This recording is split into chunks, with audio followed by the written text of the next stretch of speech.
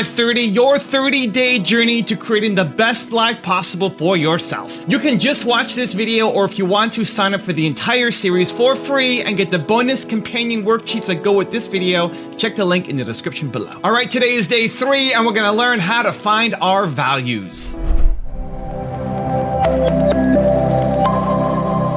So the infinite game exists up here. The finite game exists down here. Right? The infinite game includes the why, what I call our purpose, cause, or belief. It's the vision of the company. It's where we're going. It's something that we will never practically reach in our lifetimes or ever, but we will die trying. That's the point, right?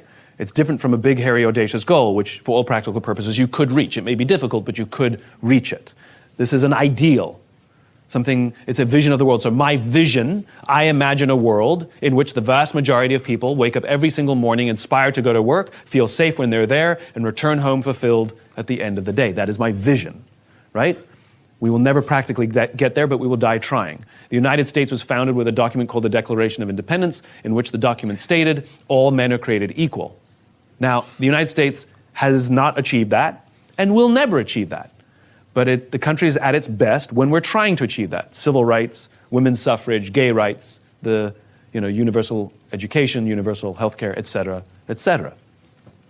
This is where our values exist. Our values are timeless. They do not change every year whenever we have a strategic offsite, and if they do, you have a problem. That happens in big companies. Every few years, a new CEO comes in and they have a values thing, and they change, and they change, and they change. No, your values are your values, right? And they're based on your founders, and they exist from patterns of how you operate when you are operating at your natural best. When your company is operating at its natural best, when all cylinders are firing, when you're in the flow, whatever euphemism you want to use, there is a pattern that emerges. And that pattern are your values. There's a minimum of 3, there's no more than 5. If there's more than 5, there's usually redundancy. You can find overlap, that you can find lowest common denominators. And they are intractable. These things are inherently intangible and hard to measure, right? Which is why they often get brushed aside. It's not that they don't exist, they're just hard to measure. Then down here you have the finite. It's what I call the what. It's all the tangible stuff, right? Things like our interests exist down here. Because they are tangible, they are inherently easy to see and easy to measure, like products sold, money taken in, things like that, right? Number of clients we have. The way you build an infinite business is you want to run all decisions first through your values and your cause, and then through your interests. That's how it works. Step number 2 in the process of structuring or creating this world-class life, your 5 non-negotiable values. Really important to look at your values. What are values? Values are what you're going to value as you go through your days, as you go through your weeks, as you go through your life. Values could be, what are mine? I value beauty. So I want to be around beauty as much as possible. I love art galleries. I love nature. I love sunset. I love looking at the stars. I love beautiful food, simply prepared with people who I love. I love beautiful conversations. I love beautiful books, because a home with a large library is a wonderful home to be in. So step number 2 in this process to set yourself up for a spectacular life, what are your 5 non-negotiable values? Maybe it's you'll be around beauty every day.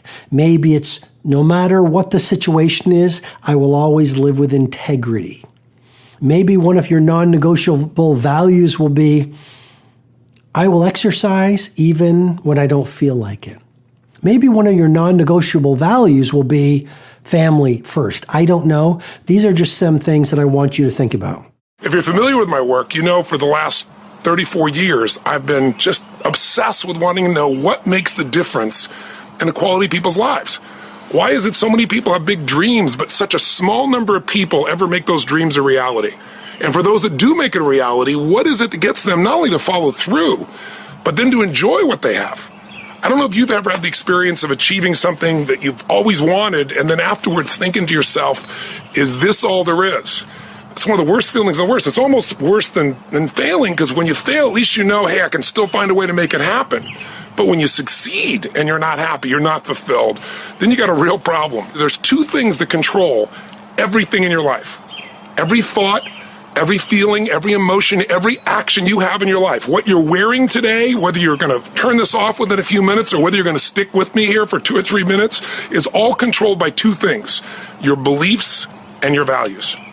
Whatever you believe, if you think life is just a waste of time, doesn't matter what you do, or, you're big boned, then obviously you're not going to go for it. You're not going to try to lose weight. You're not going to go push for that next level of your career or your finances or your relationship or anything else. Beliefs control us, but so do our values. Some people, value just kicking back. Some people value making it happen. Some people value their family the most. Some people value love. But you know what the real challenge is? When we have values in conflict. When you really want to make a difference in the world, or you really want to do well for your family, or you really want to do well financially, but simultaneously, you don't want to upset anybody. You want to be totally honest, and you want to make everybody happy. When we have conflicts between what we want and what we think we can have, or, you have a goal of what you really want to make happen, but then you have this other belief inside that says, this damn stuff never does work. Those inner conflicts are what keep people from using all of their energy. It's kind of like taking 2 steps forward and 3 steps back. Used to be people kind of ran on kind of 7-year cycles. It's kind of an arbitrary number, but think about it. From 17 to 24 is kind of a stage of life for a lot of people. From 24 really to about 31, that's another stage of life. 32 to 39 or 40 years old, another stage. 40 to 47, another stage. And those are random numbers, but what I mean is people tend to have an idea of what they think life's about. It's my kids, it's building my business, it's making money, it's God, it's family, it's whatever it is. And then they go for it for a period of time, 3, 4, 5, 6, 7 years, whatever, maybe 10. But then there's a time in which people begin to question. They begin to look at their life and they begin to say, is this really what I want? Have you found yourself with that at any time? And then they do one of two things. They either recommit and they go for another 7 years and they take it to another level, or they make a strategic decision that shifts the direction of their life. Either way, your decisions control your destiny. And if you don't choose, that's a choice as well. Some people just kind of stay in the middle in that lukewarm place, not sure what they really want. So this is kind of off the cuff. What I'm really trying to say to you is, maybe the question to ask is, where do I want my life to be today? And where am I really going? What is my destiny? What's going to fill me up? What's going to give me the meaning for my life? That's going to give me joy in my life, not just achievement, but real enjoyment, a sense of meaning and aliveness. I absolutely know I will be the greatest entrepreneur of this era because I'm going to win on the 2 fronts that people are going to judge by. I'll make enough money so that I'm in the conversation, and I will inspire and help more entrepreneurs than the rest of the field combined. I'm talking all of them. Because what Elon Musk does in his actions to inspire is incredible. It's incredible. And Steve Jobs, but what I'm doing is different. And I know it. The end. And by the way, it's because I want it more. Right. It's not that I'm better, or I just want that. That's the part I want. It's what this whole thing is. That's why the documented, people don't even understand what I'm actually doing. I'm leaving so much, from a businessman standpoint, I'm leaving so much money on the table. Right. But money's not the goal. No. You know what's funny for me? Money stopped being a goal at $100,000. I couldn't believe I made $100,000 a year. Right. I was like, that was it. And since then, nothing's been the same. Doesn't feel the same. Not 1 million, not 10 million, doesn't feel the same. 100,000. Is it ever okay to violate core values to achieve a goal?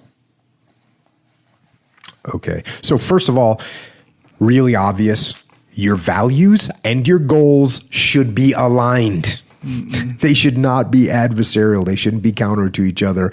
And if you think about what your goals are, your goals should be set up in a way that they support your values, and vice versa. That's just the way it is. So I'm not sure where this is going to be an issue. If you're setting up goals that are contrary to your values, you got some issues. Now, I guess if you had the goal of winning the blue belt jiu-jitsu championships, and in order to win, you cheated, like you claimed someone was reaping your leg and you said, you tap and you get the guy to qualified and you win. That could be an example, right? Yeah. Now, do I support that? No.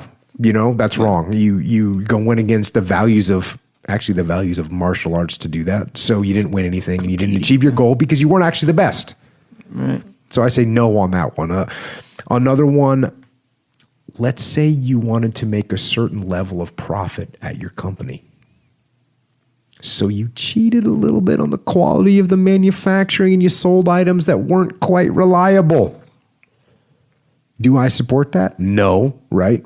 And why? Let me tell you why. Because your goal is not even aligned with your goal itself. Because when you start making substandard manufactured items, what's going to happen in the long run? People are going to say, hey, we don't like these. Yeah. We're not going to buy them anymore. So you didn't win. You might have won in the short term, but you didn't win. And again, you're going against your value. You should have values that you don't want to,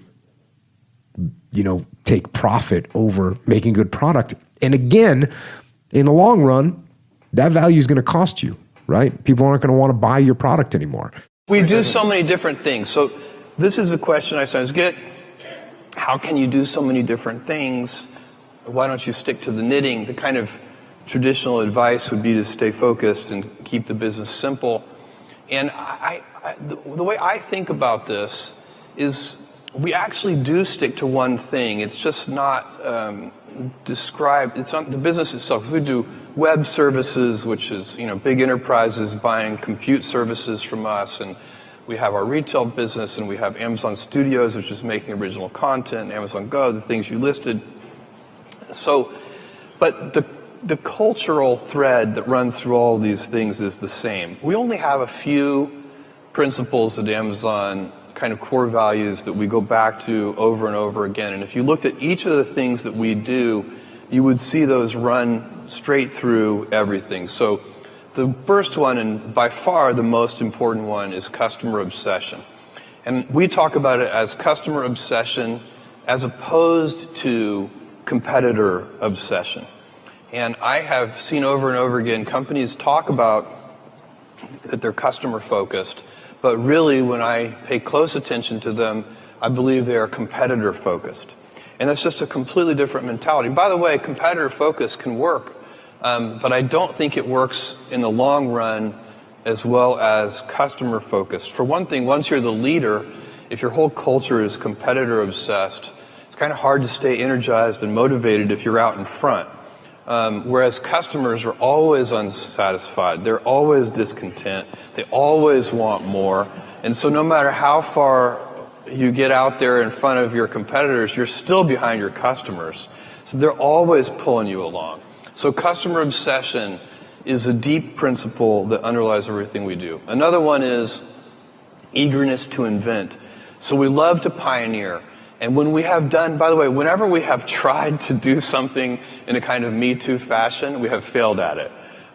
We need to have something that is differentiated, unique, something that customers are going to like, that we're kind of leading with.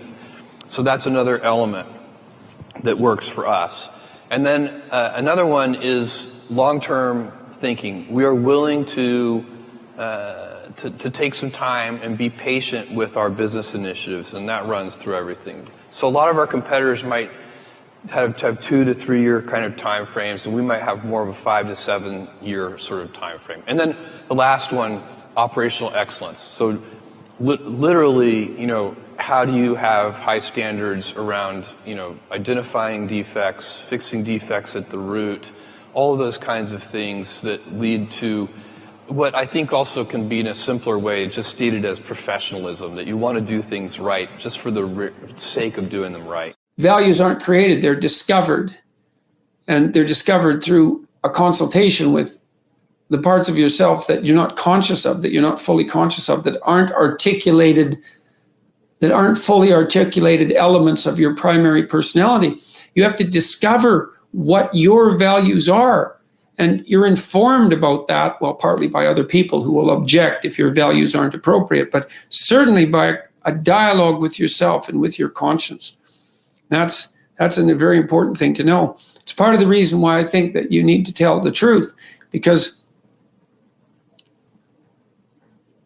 you're forced to negotiate with yourself to operate properly in the world. And if you've warped yourself, let's say, or some elements of yourself by engaging in self-deception and lies, and you're not now, because of that, you're not who you could be, and you don't live in the world as you should live in it, then when you discuss with yourself what your value should be, it will be as if you're discussing it with someone that you can't trust.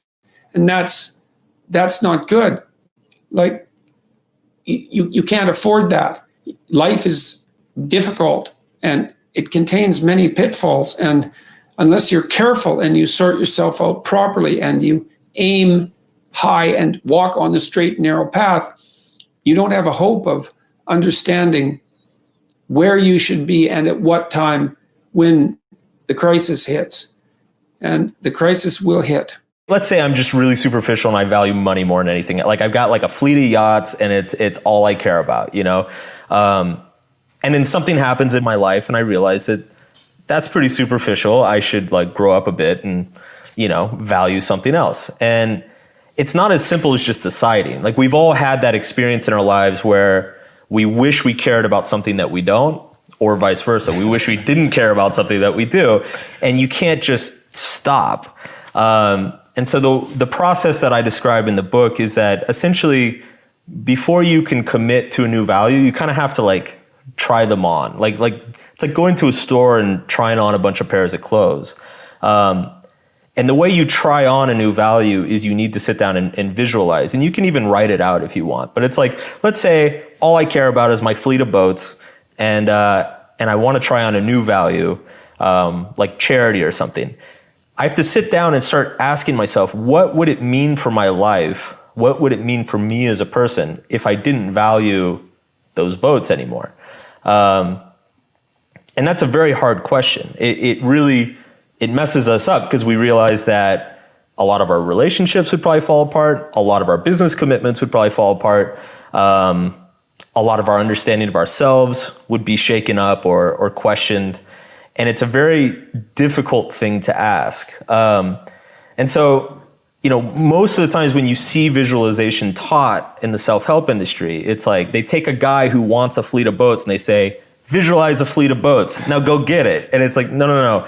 What you need to do is take a guy who wants a fleet of boats and say, visualize not wanting a fleet of boats. What would that say about you? Who would you be if that thing you always desired was not your desire anymore? For me, I never did anything for money, right? So it was never about money. My experience has been when people do things for money, you make bad choices. Find what you love, and then you'll learn how to make money doing what you love. When I changed careers, I was never changing to something for money. I was changing to something I loved more.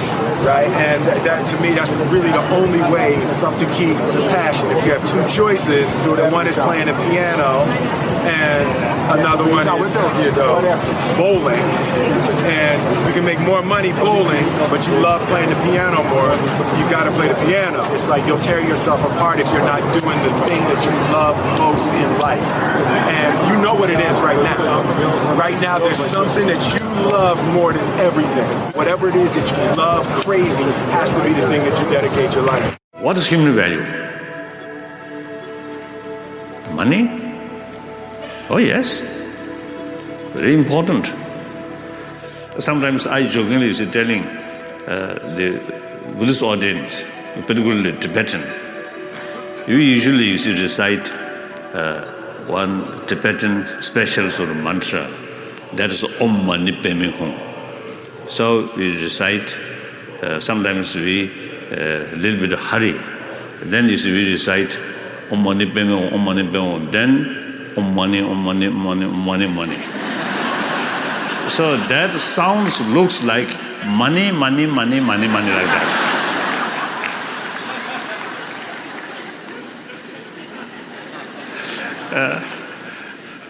So maybe dollar money, or pound money, like that.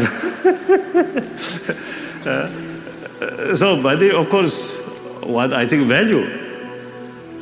And of course, all these external, the facilities, there's a valuable things, good.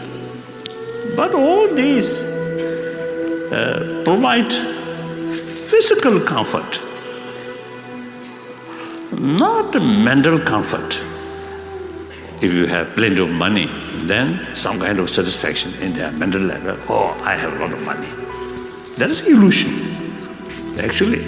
Because we notice among the billionaire, plenty of money, but as a person, very unhappy person, a lot of worry, a lot of anxiety, a lot of suspicion, a lot of jealousy. As a person, billion money fail to bring inner peace. Billion money bring more suspicion, more uncomfortable, more worry. Anyone who truly believes if you have money, everything can solve. Everything, because of that, then you get real 100% satisfaction. That's, I think, illusion. Money can bring some friend, but that essentially friend of money, not friend of being yourself. Your fortune go like that. You become richer, richer, richer. You found more friends. When your fortune goes like that, then these friends also, I think, disappear. Even you want to telephone, they may not answer. Isn't it? So these friends are not genuinely your friend, but a friend of your money. My parents worked hard to pay the bills and to keep a roof over our heads. But even though my parents couldn't give us material things, they gave us something much more precious. They gave me and my brother strong values. They taught us to treat others with dignity and respect. They taught us to push for excellence in every single thing we did. They taught us to be humble and to be grateful for everything we had. They taught us to put every last bit of effort into our education and to take pride in our work. They taught us that our circumstances didn't define us, and that if we believed in ourselves, if we made the most of every single opportunity, we could build our own destinies and accomplish anything we put our minds to. I had this idea that I was going to, buy and sell crash cars, right? So I'll buy it at $5,000, put $2,500 into it, and then sell it at $10,000. It's simple. And if you put the math together, I was going to do that every month, and then they would start compounding in 2-3 years. I was going to be a gazillionaire. Yeah. Pretty much simple. I had it all planned out. How'd that go for and you? I love joking and saying Mike Tyson's, theory is, everybody has a plan until they get punched in the face, and life will punch you in the face. I pretty much got punched in the face probably 6 months into it. And then I found myself working at Red Lobster with none of that money because I was trying to do it for money. Yeah. I really hate working on cars because I can't work on them. My hands are really buttery soft. My hands feel like veal. I'm not supposed to work on a car, man. And I'm thinking, At least you know that about yourself, though. I love that. I knew it myself after the first transmission, crushed my foot, and then I was real like, you know what? I think hats are better. But again, a lot of people out there chasing their dream, but their dream is to just be rich, and that's not a dream. If you try to go out and make money for the purpose of making money, first of all, you could end up in the wrong place due to it. You could be miserable. And then when you get it, if you don't have no goal on why you were trying to achieve this goal, you feel unfulfilled. The first thing that you have to ask is, what are your highest values? So for me, for example, my number one highest value is God. My number 2 value is my health. My number 3 value is my family. My number 4 value is contribution to the lives of others. My number 5th value is fun. So every day when I wake up, I think about what am I doing today to connect with God? For me, just for me. It doesn't have to be, it's not religious, it's just for me. Then what do I need to do every day to make sure that I'm healthy? What I need to do every day to make sure that my family and my dear close friends who are part of my family, that I have the relationship that's rich. Then contribution. How do I use my passion, my gifts, my stories, my things I've not done well, things I have done well? How do I share that with the world? And in doing that, I feel good. And then I have to have fun. And so if I do those 5 things every day, then at the end of every day, I've had a great day. And if you have a lot of great days, then you end up with a really great life. And that doesn't mean that you don't have ups and downs and things that don't work and trouble that happens and things that come up. But if you keep your focus on what's important, then the rest of the stuff is really inconsequential. And there isn't 100 different things you have to do. There's 2 or 3 things in each one of the areas that's important to you that when you do those every day, you're so far ahead of the curve. I mentioned earlier the work built to last. It was very interesting. We were studying enduring great companies in contrast to others. I went back recently and realized we selected the study set for that study in 1989, 2 decades ago. All 18 of the built to last companies are still standalone, independent, and almost all of them very successful companies today. If you took a random sample of large publicly traded companies 20 years ago, what are the probabilities that all 18 in your random sample would be standalone, independent, and largely successful today? The number is less, the percentage is about 0.02% probability. Not only that, 15 of the 18 built to last companies lived through the 1930s depression. What do they teach us? What has enabled them to have that? What did we find that separated them? And what we found is that what really separated them was not necessarily that they had smarter strategies, although they often did, or that they were sort of more financially savvy, although they often were. It was because they were founded first and foremost and built always on a rock-solid set of core values that are not open for negotiation. And if you look at what gave them the reason to struggle, the reason to fight, the reason to endure, it wasn't strategic, it was values. If you think about a retail environment where people are buying things in a retail environment, the retailer has a whole bunch of control. They choose the products, they design the store or the catalog, they train the salespeople, they control the experience. And if there's a problem with a salesperson, they retrain and so on and so forth. At eBay, our customer's experience is based on how one customer interacts with another customer. Okay? And you can't control customer behavior. So the only thing you can do is have a certain set of values that you encourage people to adopt. And the only way your customers are going to adopt those values is if they see that you're living those values as well. So when I say that I believe people are basically good, it's because I believe people are basically good. I mean, it's not something that I came up with for eBay. And if I say that you should treat people with the benefit of the doubt, it's because I believe in that as a way of life. And we have to do it internally at eBay, at the company, as well, because if we don't, then eventually that seeps through and customers will see that, and that will harm our business because we can't control customer behavior. So our business is based on that. For the first 50 years of my life, Vishen, I thought that my life was about me. I had the attitude of a 10-year-old or a 9-year-old or a 6-year-old, but I had that attitude when I was 29 or 39. I thought I wasn't a bad person. I'm not trying to paint myself as this horrible individual, but I was fairly self-centered. I was looking at my own career, my own goals, my own objectives, my own needs, my own wants, my own desires. I tried to be even-handed about it. If somebody helped me out, I tried to give back if I could, and all those things that we're taught to do, but basically my life was focused on me. Fascinatingly, even though my life was focused on me virtually all the time, my life wasn't working. I mean, at some point in my life, I really I can't seem to find happiness that lasts more than a little while. I can't seem to find success that lasts more than a little while. Everything is so ephemeral. It just comes in and goes out, comes in and goes out.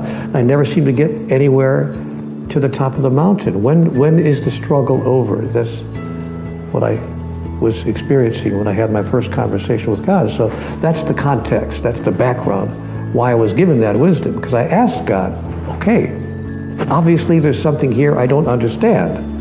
I've listened to what my daddy told me. I listened to what my mommy told me. I listened to what my religion told me. I listened to what my culture told me. But there's some missing data. I felt that there was just some information that was missing. So I said to God, what is it? What is it that I don't understand here?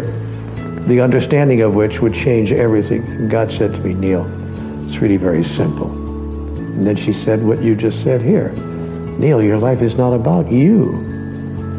Your life is about everyone else whose life you touch and the way in which you touch it. And I said, well, I don't understand. I'm supposed to give up everything